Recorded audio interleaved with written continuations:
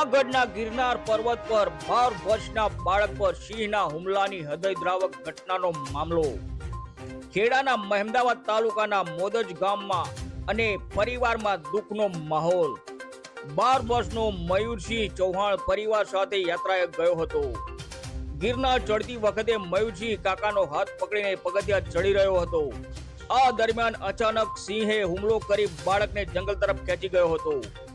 પરિવારજનોએ શોધખોળ શરૂ કરતા જંગલ વિસ્તારમાંથી બાળકના અવશેષો મળી આવ્યા હતા।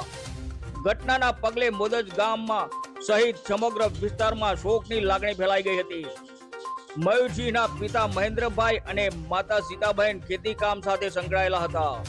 મયુરસિંહ ગૌતમનગર પ્રાથમિક શાળાના ધોરણ 5 માં અભ્યાસ કરતો હતો।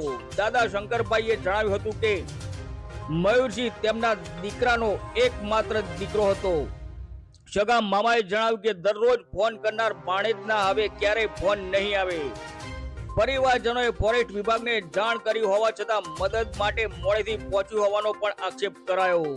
રિપોર્ટર નવદીપ રાવલ, ખેડા, મહેમદાવાદ।